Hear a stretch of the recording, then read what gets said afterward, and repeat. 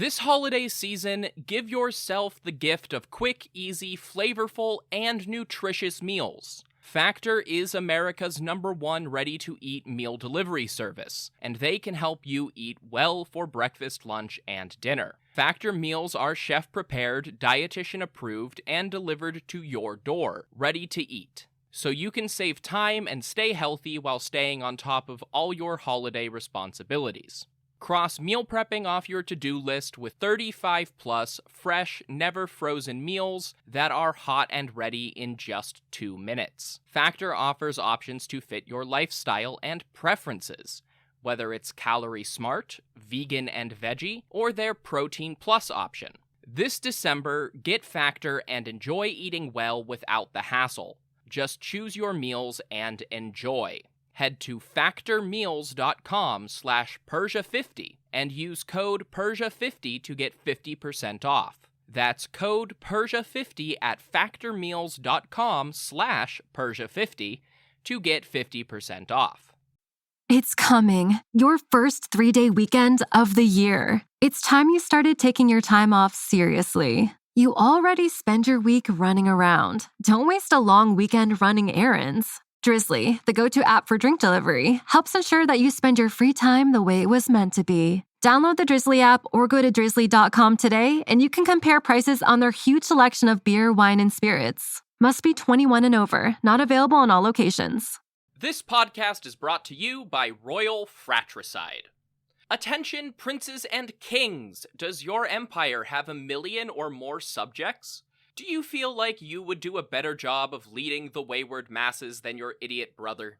Or perhaps you know that he has no right to rule because you were born at a better point in your father's life. Well then, I have a deal you can't pass up.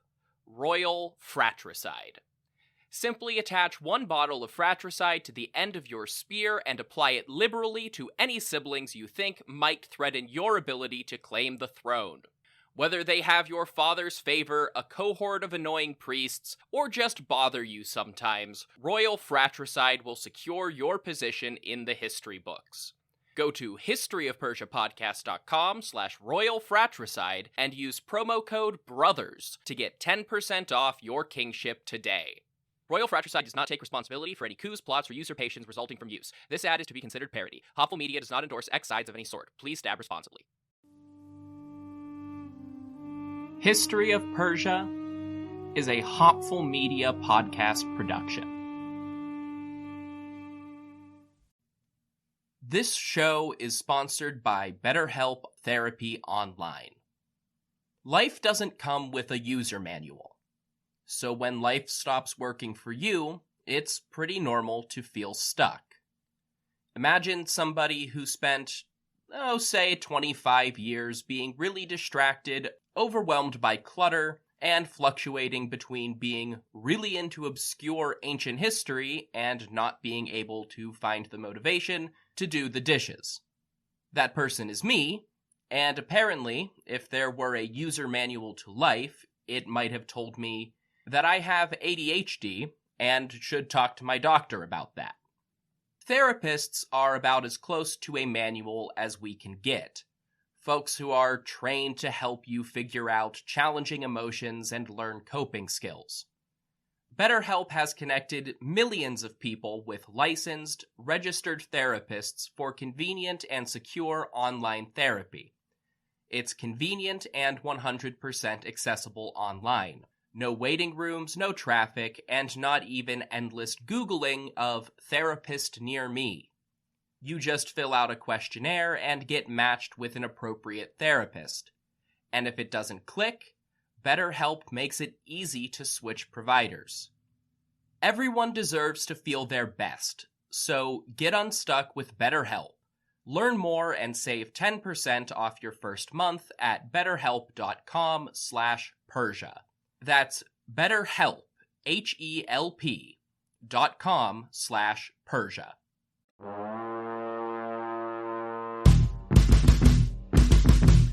Hello, my name is Meredith. And my name is Dustin. And we're the host of The Alexander Standard.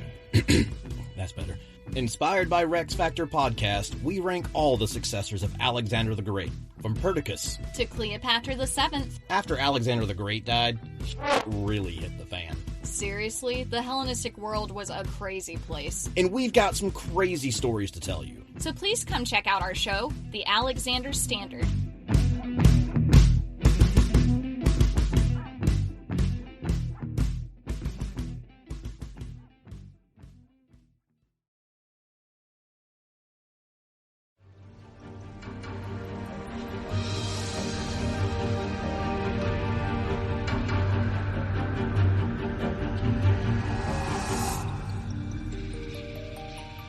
Hello everyone, welcome to the History of Persia. This is episode 83, Routine Maintenance. Last time, we mostly wrapped up the War of the Brothers, or at least the first phase of that war. I'll debate that a bit in a couple of weeks. Regardless, the treasonous have been punished or recuperated, the loyal have been rewarded, Herodotus has reaped terrible vengeance, and the Greek mercenary force was left confused and frightened as their commanders were slaughtered, their generals arrested, and their friends betrayed them. But Clearchus and the other Greek commanders were last seen in chains headed for Babylon, and that's where we pick up today. This is really the start of Phase 3 of Artaxerxes' reign. He proved himself generous and accommodating immediately after taking power. He was stern and wrathful, but not hateful in his victory over Cyrus. Now, he had to determine what it meant to be the unchallenged king of the world, with no real consequences if he was a bit unpopular. But like I said, we pick up the story of Clearchus, the senior general of Cyrus the Younger's mercenaries in Babylon. Clearchus and his comrades were a sacrifice, sold out to Artaxerxes by their former Persian comrades in arms under Artaxerxes. The Persians were spared from exile in exchange for Greek lives. To add insult to injury, the Greeks were betrayed by one of their own, Menon of Thessaly, who had formed an intimate, if not romantic, relationship with the aforementioned Artaxerxes. Menon was allowed to live in the entourage of his lover, while the others were taken to prison, awaiting execution. Clearchus became a pawn in the endless competition for royal influence between the queen mother Parysatis and her daughter-in-law Statera. As soon as she heard about the plot to capture the Greek generals, Parysatis began agitating to have Clearchus spared as a personal favor. Clearchus was Cyrus's good personal friend, and Parysatis must have seen him as a link to Cyrus himself that could be saved. When the Greeks arrived in Babylon, paraded through the streets in chains, people came out to crowd around and get a look at the Greek general who had brought Cyrus so close to victory. Once imprisoned, Clearchus received a messenger from Parysatis. This was none other than Theseus, our primary source who was serving Parysatis and occasionally Artaxerxes as their personal doctor. Theseus also served as a frequent liaison to the Greeks in and around the court, including these high-profile prisoners. As a prominent translator, it wasn't at all suspicious for Theseus to appear in the prison and speak with Clearchus in a language that his jailers could not understand. He asked if Clearchus needed anything because the Queen Mother would provide it. Clearchus's request was simple. He wanted a comb. This was the perfect request. If Theseus came back with the comb and there were no issues, Clearchus could start to trust the physician. But the comb itself was innocuous enough not to create suspicion. It was also of immense personal importance to Clearchus as a Spartan. The Spartans, for all their warrior reputation, took great pride in their physical appearance, especially in battle. keeping one's hair combed was a semi-spiritual tradition for Spartan citizens. The comb came, and Theseus began doing small favors for the imprisoned general on behalf of Parysatis, presumably whispering reassurances that the Queen Mother was working toward his release. As a sign of his thanks for this service, Clearchus gave Theseus his signet ring. At one point, Clearchus informed Theseus that the other Greek commanders in their shared cell had started stealing his food. Maybe they got angry with Clearchus for failing as a general, or maybe because he was the only one with any hope of a pardon. Either way, Theseus just ordered extra rations to be provided directly to Clearchus, and the problems in the cell calmed down. Parysatis also started sending an additional slab of bacon to Clearchus in addition to his rations, an attempt to make him more comfortable and keep him healthy while in jail. One day, when Theseus delivered this snack, Clearchus begged him to slip a knife into the next round of meat. Clearchus had given up on liberation, and as the planned date of execution drew near, he wanted to go out on his own terms. But Theseus adamantly refused. The Queen Mother wanted to save Clearchus's life. Artaxerxes actually gave in to his mother on this one, and planned to release Clearchus after his comrades were executed. But Statira intervened on the other side. She convinced Artaxerxes that allowing Clearchus to live would be too much clemency, or make him look weak because Artaxerxes reversed course. Ultimately, Clearchus was indeed executed. It's also possible that Theseus and Parysatis were exaggerating a bit, and she just told the physician that she was close to accomplishing her goal, while Artaxerxes always intended to go through with it. Either way, Clearchus and the others were killed, officially the final casualties of Cyrus's rebellion. The method is not recorded, but their corpses were displayed at Babylon shortly before the court packed up and went home to Parsa for the winter. According to Theseus, a freak sandstorm blew up and buried Clearchus's body, creating a makeshift grave where olive trees miraculously sprouted, forming a grove that Parysatis provided funds to maintain. In all likelihood, she simply had the grove planted in secret, and maintained the garden as a subtle memorial to her lost son. And from there, we get into the empire itself. The trip to Persepolis that September would have taken the court on a tour of building projects, where laborers and craftsmen were hard at work on several new structures for the royal family. There aren't highly detailed sources for it, but a new royal palace was built in Babylon. Whether this was actually refurbishing one of the two that were already in place, built by Nebuchadnezzar and Darius the Great, or a third royal residence isn't clear.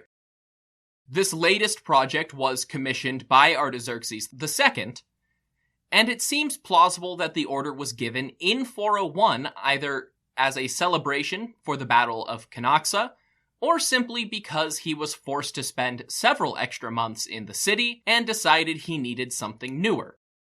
The next royal city after Babylon was Susa.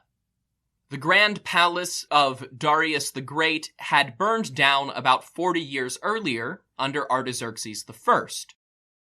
The residential section had already been rebuilt by Darius II, but the Apadana was just beginning to rise again under the new Artaxerxes.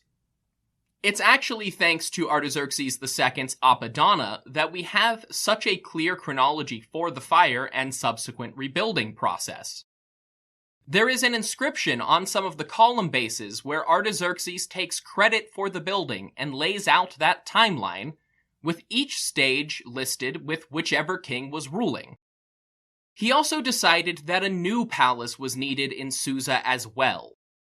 As palaces go, it's pretty simple. Basically a recreation of Artaxerxes I's palace at Persepolis. Small, basically a square, with tall columns throughout and an ornate, shallow staircase on two sides. But there is a twist. The new palace was built outside the defensive walls. In fact, it was built entirely on the opposite side of the Karun River, before said river was diverted out of the city. It's a bit of an odd location, given that there were no buildings in most of the encircled area, just the wide open space that seems to have housed the tents of the traveling court. And once again, we know that this was Artaxerxes II's primarily through inscriptions on the column bases. In the usual academic format, this is called inscription A2SD, written on several columns in both Akkadian and Elamite, but apparently not Old Persian. It reads, "I am Artaxerxes, the great king, the king of kings, king of all nations, king of this world, the son of King Darius the Achaemenid. King Artaxerxes says, by the grace of Ahura Mazda, I built this palace, which I have built in my lifetime as a paradise. May Ahura Mazda, Anahita, and Mithra protect me and my building against all evil."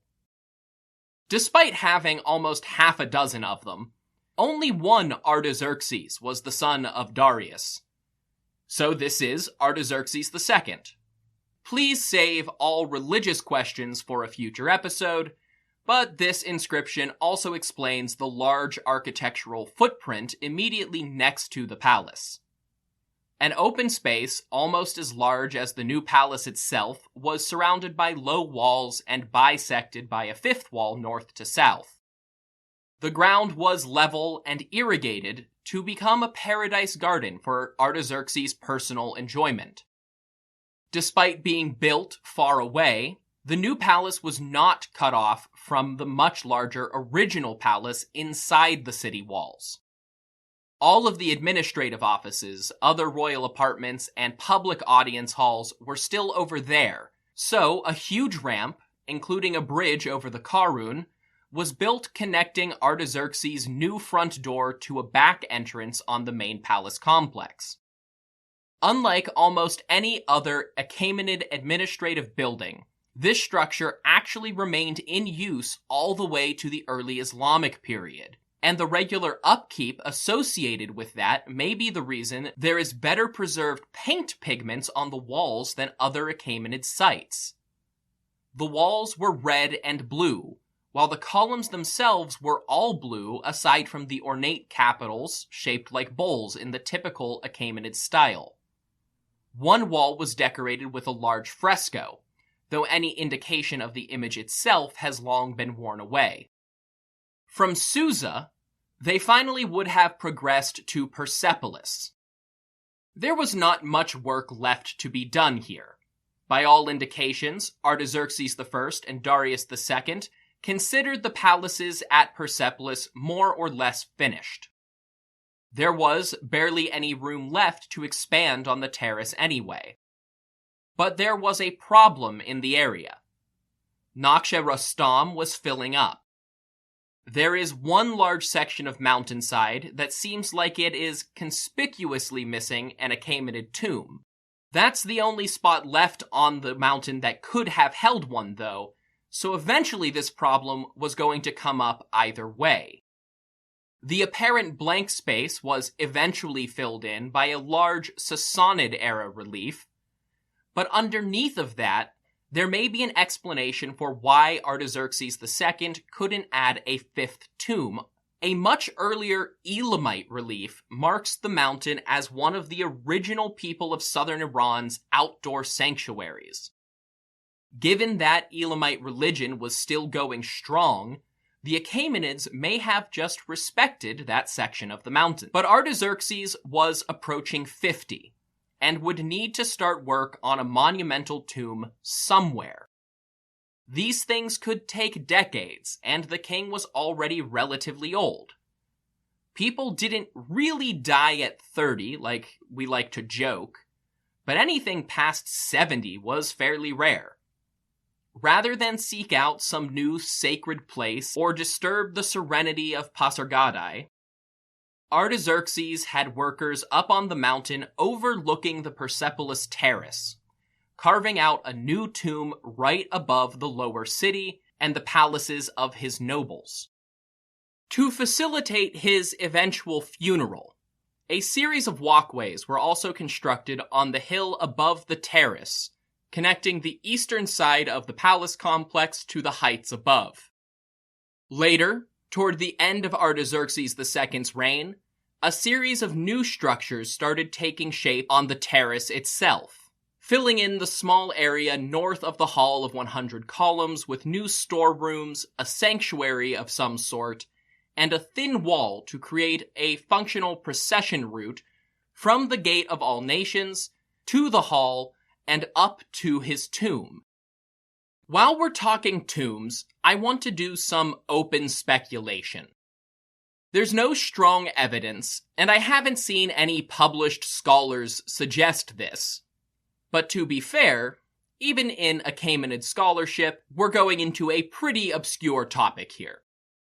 Hundreds of miles northwest of Persepolis, near modern Silimani in Iraqi Kurdistan, there is another tomb.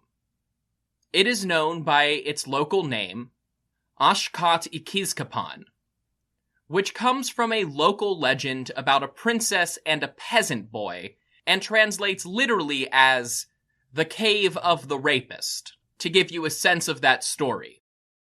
And, for better or worse, the name that we usually identify it with is Kizkapan, which is the second half of that phrase.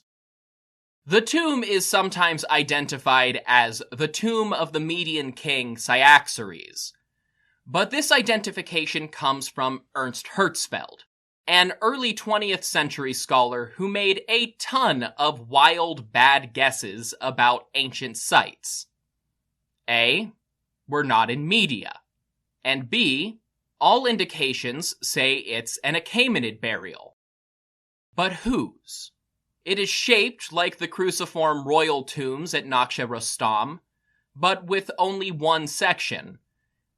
It's carved into a mountain with a relief and faux columns around the entrance to the tomb, with images of worshippers surrounded by religious imagery. But the imagery is very different from Nakhja-Rostam, and there is no inscription identifying the occupant.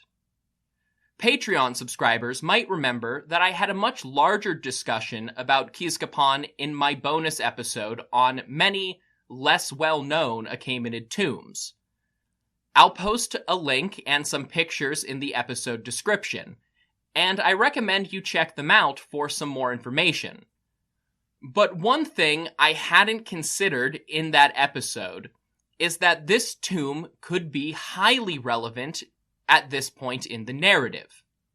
I think there's a decent chance that this was Cyrus the Younger's tomb, meaning it was probably also starting construction in 401 BCE.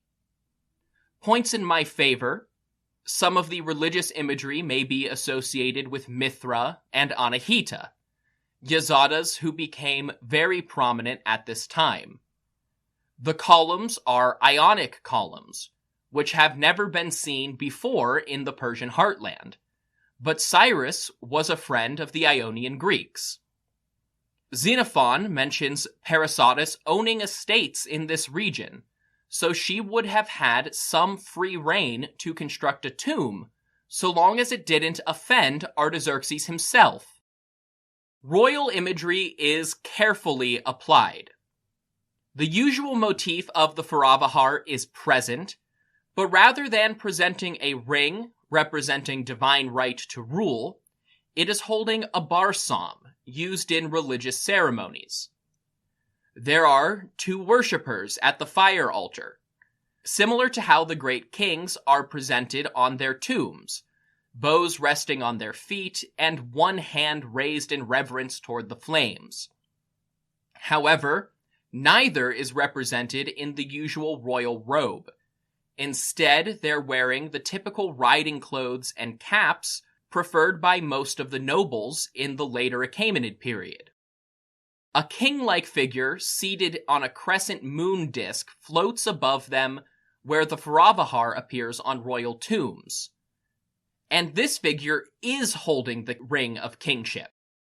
This motif and the Barsam Faravahar occasionally appear on the cylinder seals used by nobles in the imperial administration.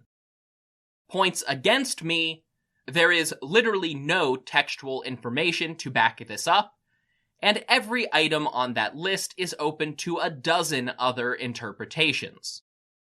After Persepolis, Artaxerxes' court would have traveled back through Susa and Babylon in the spring, and then up to Ecbatana to spend the heat of summer in the cool mountain air.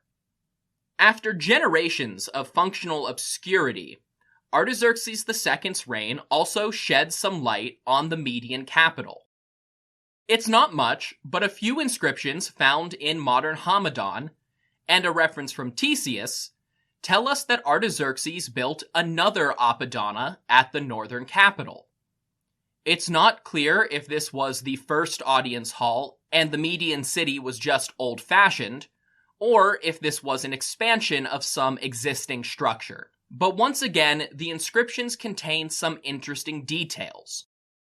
Purely in terms of aesthetics, the inscribed column bases here reveal that the Apadana in Ecbatana probably looked different than its counterpart further south.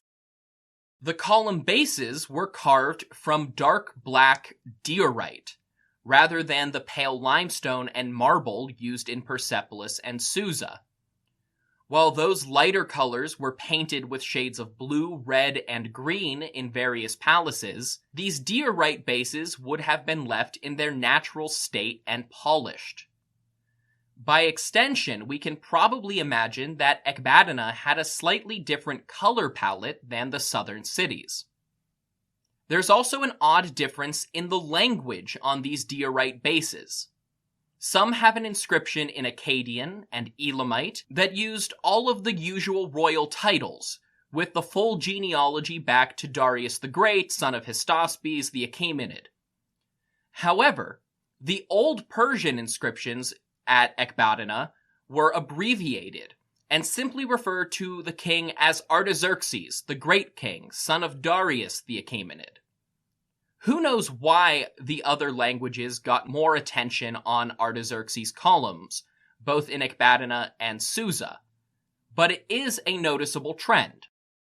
This new Apadana may have been decorated with a series of Old Persian inscriptions pressed into solid gold plaques.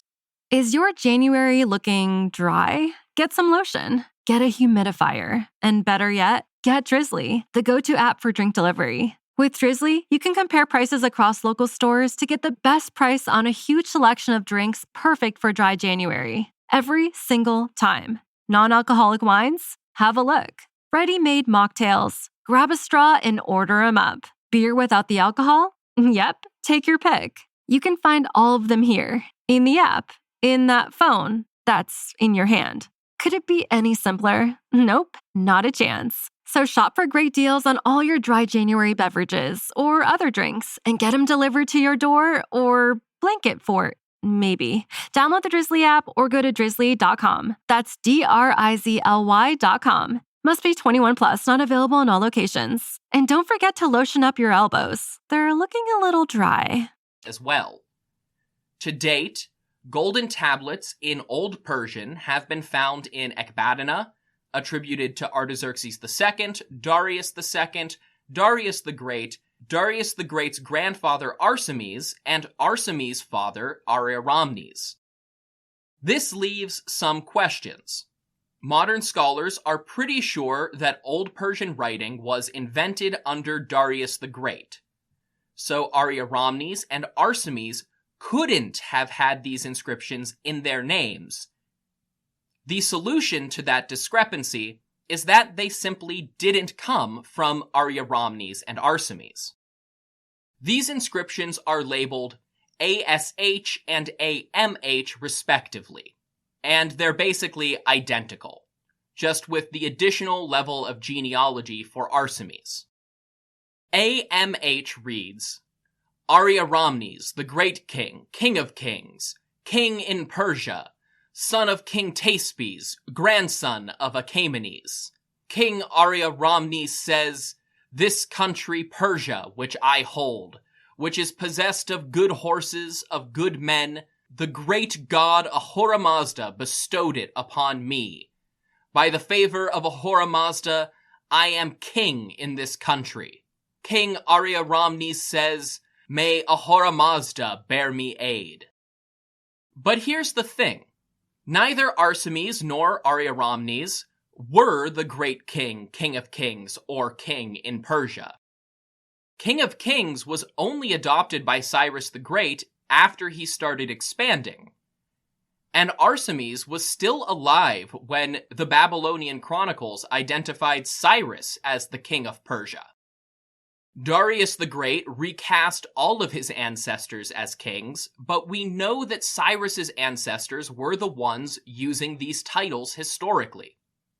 On top of that, even if they were authentic inscriptions, they wouldn't have been installed in Ecbatana, the capital of the Medes, decades before the kings of Persia controlled the city. Most of the text is simply recycled from some inscriptions of Darius the Great at Susa, but there are odd grammatical differences. Sometimes these are described as grammatical errors, but that is not necessarily the case.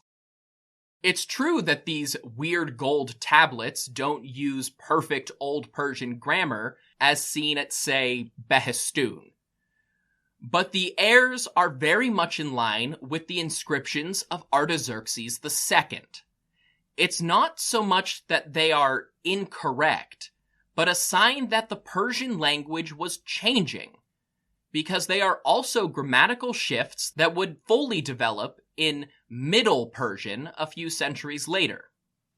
Of course, it's always possible that the Artemis and Artaxerxes texts are modern forgeries. Hamadan was a hub of the illicit and fake antiquities trade in the early 20th century. But given their similarities to authentic texts from the later Achaemenids, it seems much more likely that they are ancient forgeries, retroactively portraying the early members of the Achaemenid line as kings like their descendants. Another set of nearly identical gold tablets are attributed to Darius II and Artaxerxes II, A2HC and D2HA. Once again, the only difference is in the genealogy of each generation.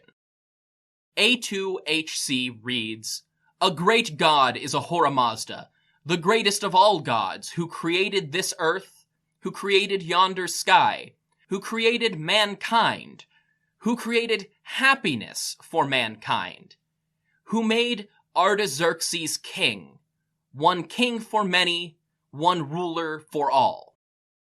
Artaxerxes the great king, the king of kings, the king of all nations, the king of this world, says, I am the son of King Darius, Darius the son of King Artaxerxes, Artaxerxes the son of King Xerxes, Xerxes the son of King Darius, Darius the son of a man named Hystaspes the Achaemenid.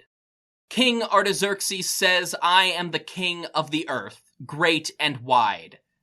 Ahura Mazda gave me the kingdom. May Ahura Mazda protect me, the kingdom he gave to me, and my royal house. This one is notable in Artaxerxes' reign for especially singling out Ahura Mazda. Most of his other inscriptions bring up Mithra and Anahita, but this one sticks to the old tradition of Ahura Mazda alone. Finally, there's inscription DH from Darius the Great. This one is the hardest to tie into the rest of these tablets, because it was also inscribed on silver and is very similar to a set of tablets buried in the Apadana foundations at Persepolis. However, if Artaxerxes was rebuilding a structure from that era in Ecbatana, he may have encountered these foundation tablets and moved them or copied them. DH reads, Darius the great king, king of kings, king of countries, son of Hystaspes and Achaemenid. King Darius says, This is the kingdom which I hold, from the Sakai who are beyond Sogdia to Nubia, and from India to Lydia. This is what Ahura Mazda, the greatest of gods, bestowed upon me. May Ahura Mazda protect me and my royal house. So there's definitely a pattern there. Praise Ahura Mazda, I am an Achaemenid with all the titles, I rule a big kingdom with lots of people. Given that these tablets are made of solid gold, it wouldn't be that strange if more existed in antiquity and had been looted over the years. Given the grammatical structure, and the fact that we know Artaxerxes built an Apadana in Ecbatana, it seems that these tablets may have been part of a set created in the early 4th century to commemorate the whole dynasty. They are also great examples of a sort of old Persian renaissance that occurred under Artaxerxes II. Artaxerxes I and Darius II didn't leave a lot of inscriptions behind. This may just be because they dealt with fewer building projects than their predecessors. By the mid-5th century, maintenance was more important than building new things. But under Artaxerxes II, maintenance started to include building new things, and a new wave of royal inscriptions gives us a check-in with minor changes to the Persian language and royal ideology after a century of minimal information. Needless to say, we will be talking about some of these inscriptions again. But as the years passed after Cyrus's rebellion, and the court resumed its normal routine, there was still one major source of friction in Artaxerxes' life. His mother and his wife absolutely hated one another. They mocked each other at court. They accused the other of crimes to Artaxerxes. They refused to interact in official ceremonies. There was even violence as they took to assassinating and poisoning members of the other's household staff and personal property managers. The execution of Clearchus was just one thing in a pile of perceived slights that had been growing ever since Statira's brother killed Parysatis' eldest daughter. See episode 70. After a few years of this, things seemed to be calming down. Artaxerxes eventually told them that they needed to work something out or be banned from all court ceremonies. So the two women started having regular dinners together, but they were so distrustful that they would only ever eat food that was sampled by a poison tester, prepared and served by the exact same staff of servants. Neither was willing to risk eating anything if the other wasn't also willing to partake.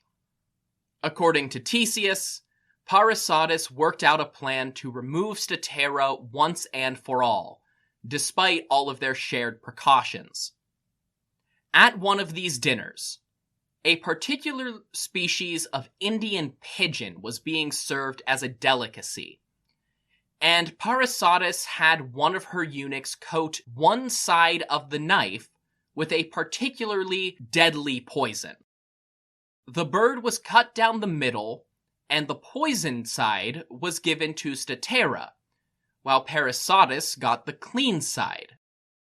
Of course, cross-contamination was still a risk, but only trace amounts of the poison would make it to Parysatis' food, and she knew exactly which antitoxins she would need to combat symptoms.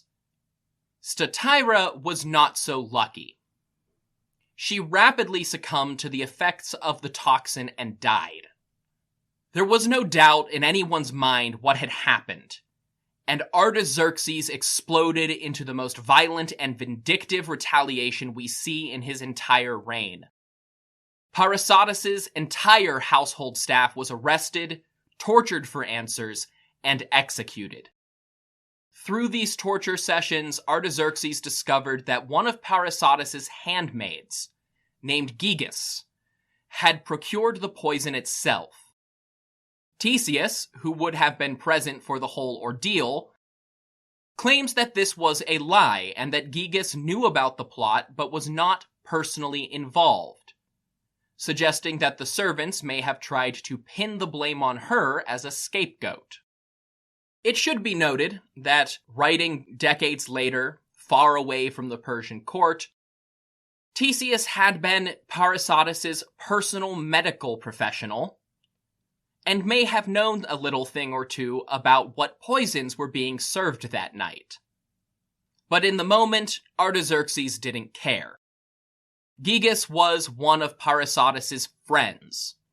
She's often described as a maidservant in translation, but it should be noted that personal attendants of the royal family were often nobles themselves.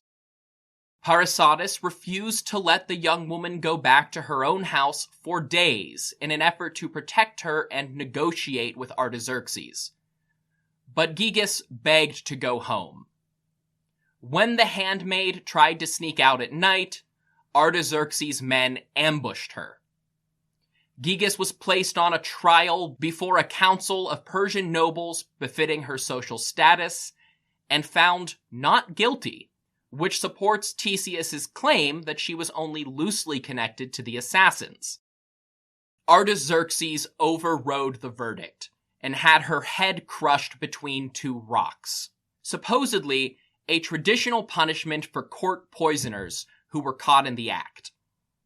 Gyges' death was ultimately intended as a punishment for Parysatis.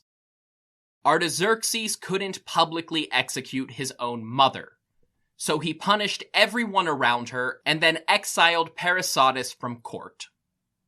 He told her to go to Babylon, a place the king only had bad memories of at this point anyway. She could live out her days in the city, but the royal court would not return to the new palace there until she died. So Parysatis packed up her things and left while her son went into mourning. This may be one of the reasons that Theseus' narrative gets less centered on the Persian court after this point, for events where Parysatis was not personally involved. Personal strife was only compounded by political problems.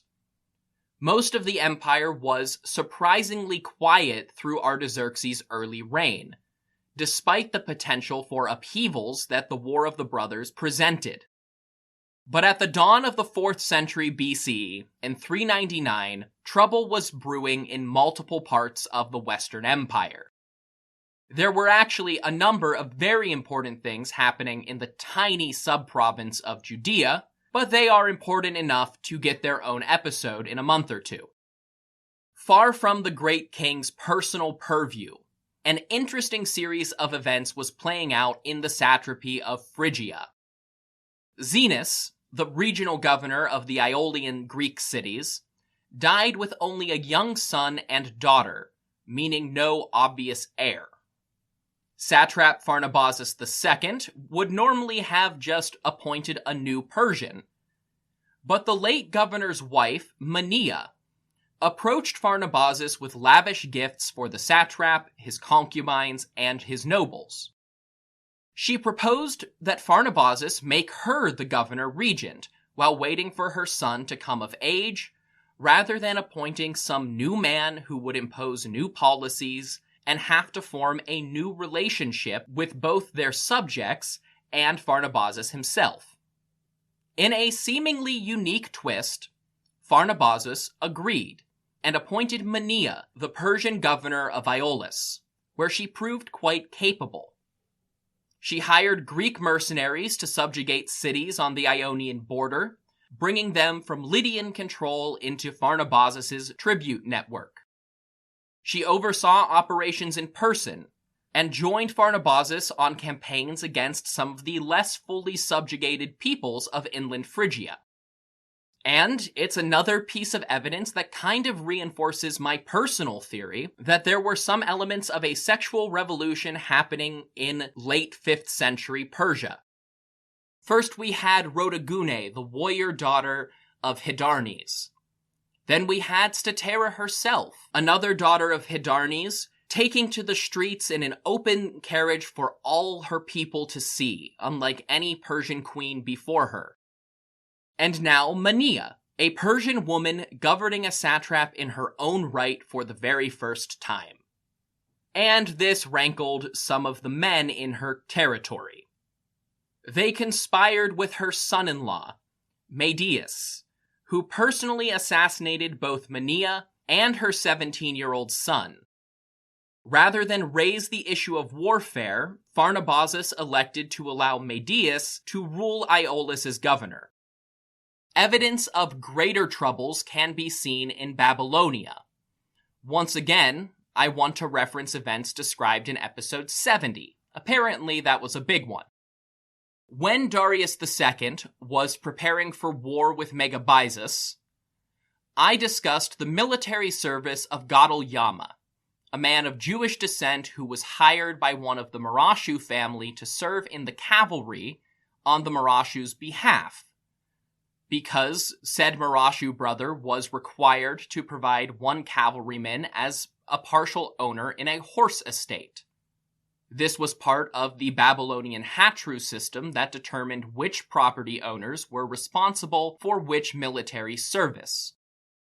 In 397 BCE, we actually have evidence of the same system at work.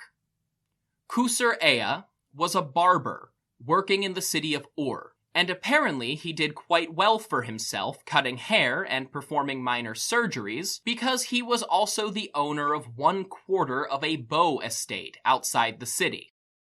When the call for soldiers came up, Khusr-Ea had no interest in serving in the infantry, so he hired one of his cousins, a guy called Nadintu-Sin. Khusr-Ea would both pay Nadintu-Sin a signing fee and provide all of the equipment for infantry service. In exchange, Nadintu-Sin took his cousin's place when the royal army was marshaled outside of the city. The army was probably headed to one of two places.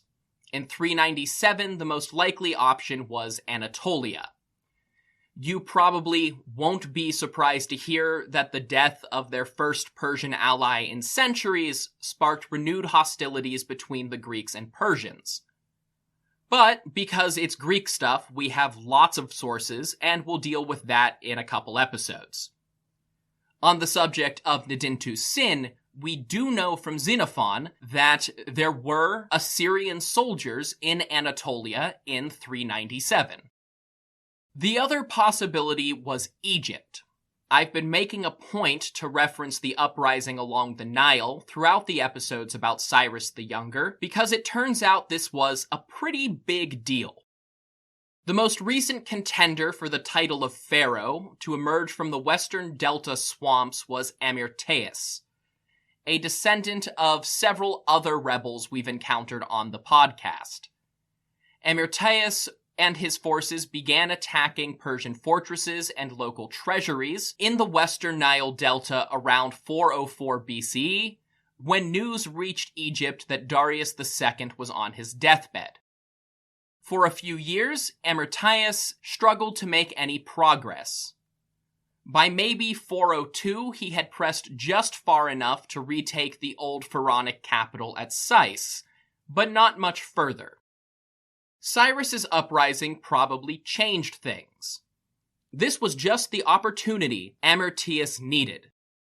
While the Persians were distracted by their civil war, the new pharaoh swept through the delta and plunged south toward Memphis. By the time Cyrus the Younger was dead, Egypt was contested territory. The north was entirely under the pharaoh's control, while the south remained in Persian hands, but was almost entirely cut off from Persia itself. As Amyrtaeus solidified his control, forces inside Upper Egypt began turning to his side. Records from the Jewish garrison at Elephantine, hard at work laying the foundations for their temple, reference the dangers of traveling to Thebes because of rebel activity in the area, but they still recognized Artaxerxes through 401.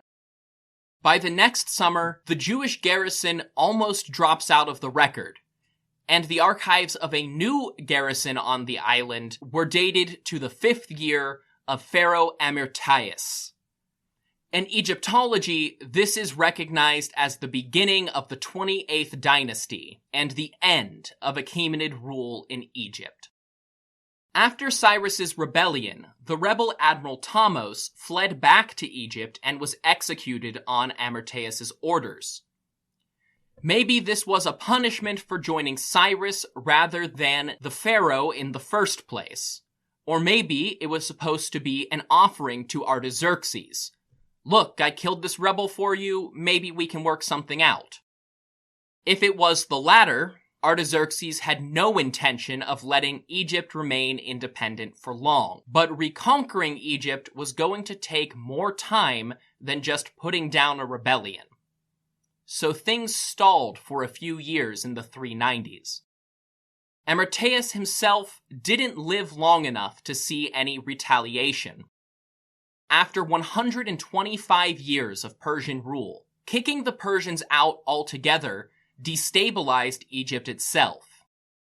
Amirtaeus was the last in a long line of Libyan pharaohs who wanted the Persians gone, but that didn't mean he was the most popular candidate for the title once Egypt was independent. In 399, there was a rebellion inside of Egypt against Pharaoh Amirtaeus. Neferud was an Egyptian noble from Mendes, a city on the northeastern side of the Nile Delta. He rallied an army to his banner and marched on Amirtaeus, who had taken up residence in Memphis, probably in the satrap's palace. Neferud defeated Amirtaeus in open battle and had him executed. And so Pharaoh Neferud I became the first pharaoh of the 29th dynasty, and made his hometown up in Mendes the new Egyptian capital. Neferud had the distinct opportunity to rule through several years without Persian interference. Distractions and logistics in the rest of the empire allowed the new pharaoh to embark on building projects and public works to truly restore Egypt's independent identity. And that's where we're going to leave things for now. Egyptian-Persian conflict is far from over, but we'll need to know who Neferud I is before we reach that point. Next time, we'll check back in with Xenophon and the Greeks to discuss the rest of his Anabasis. Until next time, if you want more information about this podcast, you can go to historyofpersiapodcast.com. You'll find an about page, a family tree, and the support page where you can financially support this project with things like Patreon, which gets you access to monthly bonus episodes or ad-free listening or discounts on merchandise, depending on your level of subscription. But you can also support the show for free. Go to iTunes, go to Stitcher, go to Spotify, go to wherever they do reviews these days, and leave a review. Tell people how much you like it. If you want to tell specific people and link me on social media, you can do that at History of Persia on Twitter, or History of Persia Podcast on Facebook and Instagram. Until next week, thank you all so much for listening to the History of Persia.